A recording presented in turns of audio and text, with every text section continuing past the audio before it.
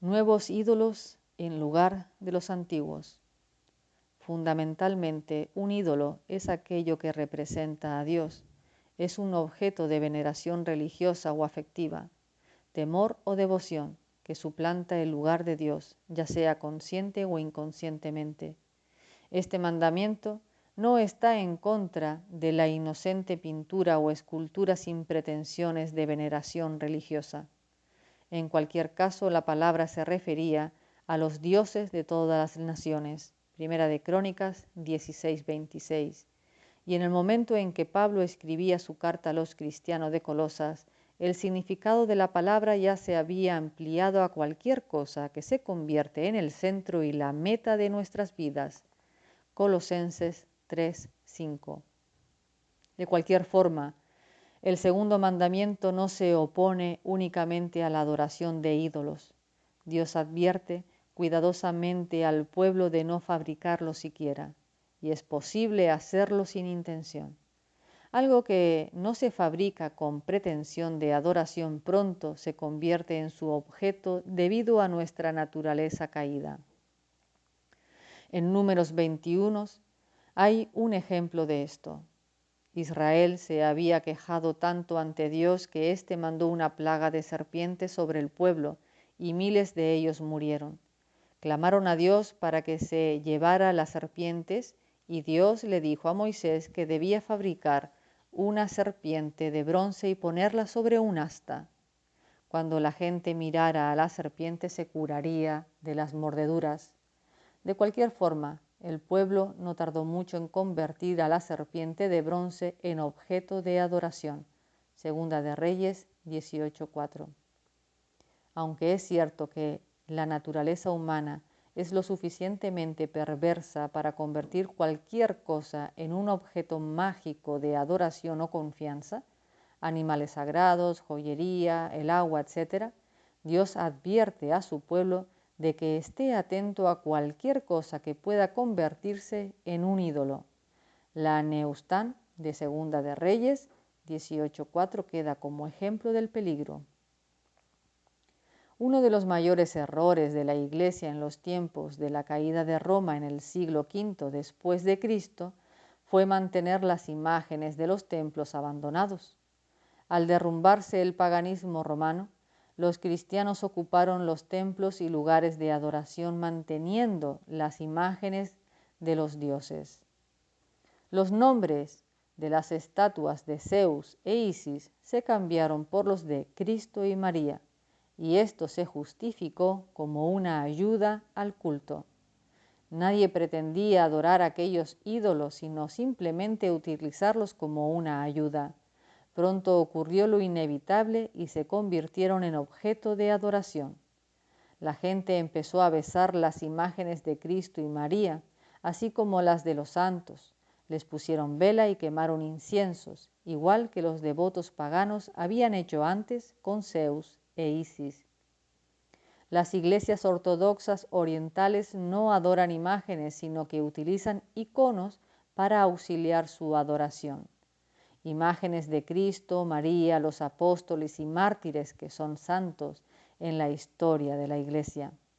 De la misma forma, cuando el pan de la comunión se declara el cuerpo de Dios, inevitablemente va seguido de la superstición y la idolatría. No es suficiente con afirmar, nosotros no adoramos el icono o la imagen. Dios no está advirtiendo aquí solo contra la adoración de los ídolos. Esa prohibición probablemente viene incluida en el primer mandamiento, sino que está prohibiendo crear cualquier cosa que sea susceptible de ser adorada. El predicador puritano Thomas Watson nos recuerda sabiamente que si el primer mandamiento va dirigido en contra de la adoración de un Dios falso, el segundo mandamiento va en contra de la adoración del Dios verdadero de forma falsa.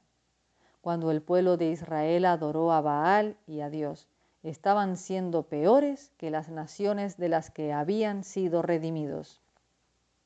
La palabra ídolo no trae de inmediato a la mente la imagen del tótem indio o del dios esculpido en piedra. Se refiere a los dioses domésticos de los hindúes o a las efigies de los templos budistas. Para la mayoría de nosotros, eso es otro mundo religioso, pero hay dioses peligrosos y seculares adorados aún entre aquellos que profesan el cristianismo. Los cristianos del siglo I utilizaban símbolos para identificarse entre ellos. Vivían en tiempos peligrosos, al igual que muchos cristianos en China y países islámicos hoy en día, y eran formas de identificarse unos a otros. El más conocido era el símbolo del pez. La palabra griega para pez es ictus, y cada letra de esa palabra corresponde a las iniciales de Jesucristo, Hijo de Dios Salvador. Por esta razón, un pez era un símbolo útil de identificación, y aún lo es. Ese símbolo de pez se convertiría en imagen en el momento en que empezara a ser venerado o adorado. En el Nuevo Testamento, Dios solamente nos dio dos ayudas visuales para el culto, el bautismo y la cena del Señor. Cada una de ellas tenía una forma deliberada, aceptando que el bautismo se lleve a cabo en un río o en un lago. Se trata de agua en movimiento, cosa bastante difícil de adorar. Los elementos de la cena del Señor se comían y bebían, por lo que también resulta difícil adorar algo que se come. Aun los paganos no eran lo bastante necios como para comerse a sus dioses. Nadie en Egipto se hacía hamburguesas con la carne del toro Apis.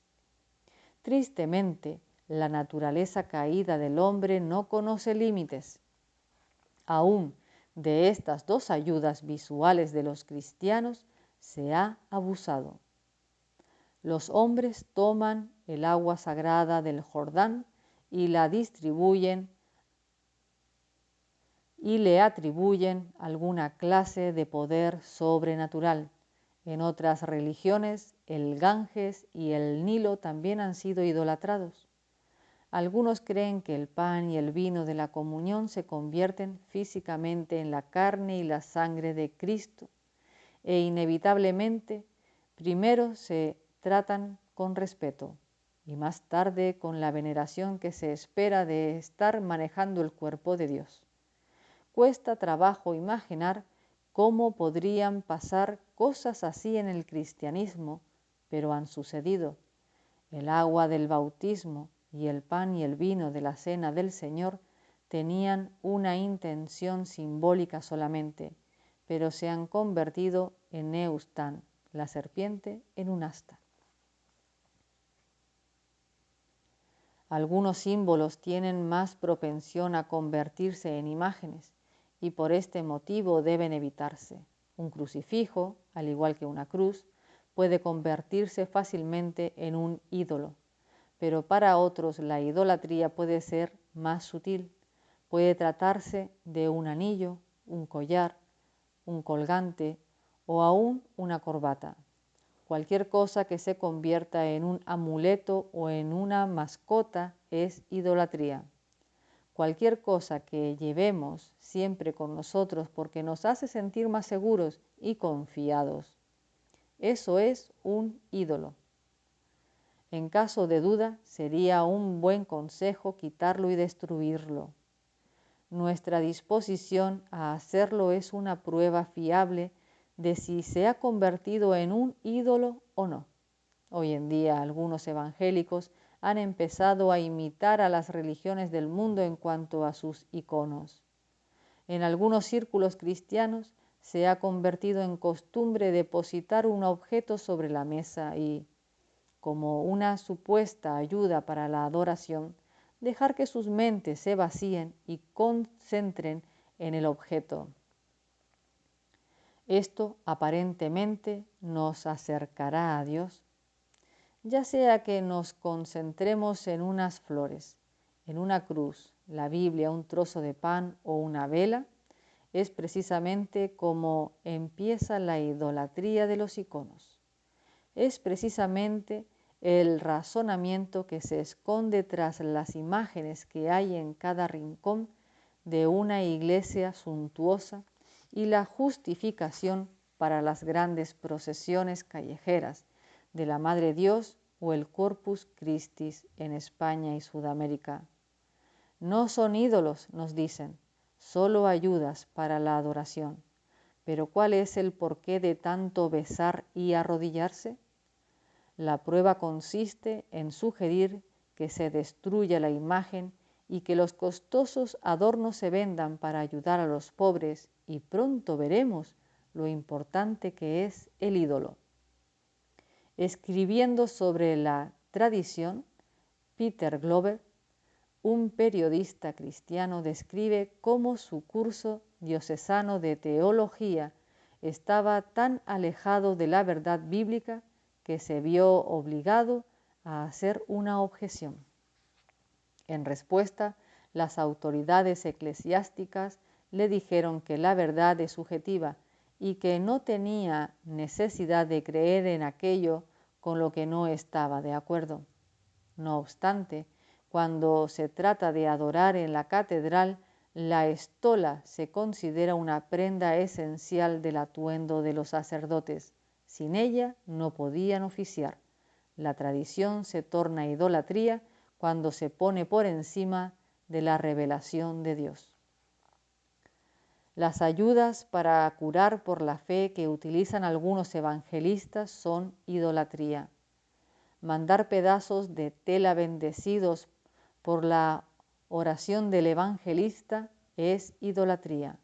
El agua sagrada del Jordán o aquella bendecida por un sacerdote no es mucho mejor que la idolatría. Lo que piensa Dios de los horóscopos seguidos ávidamente por los lectores de nuestra prensa local se muestra claramente en Deuteronomio 18 del 10 al 12.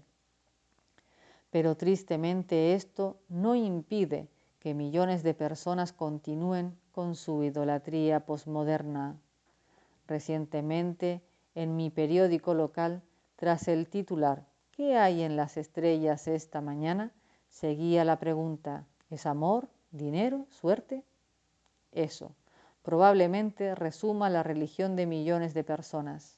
Es idolatría. También hay ídolos seculares. Os Guinness, comentando la forma en que los israelitas abandonaron Egipto, Éxodo 12, 35-36, recalca que tienen libertad para saquear a los egipcios, pero se les prohíbe levantar un becerro de oro. No está mal todo lo que pertenece al mundo, pero se convierte en pecado al abusar de ello.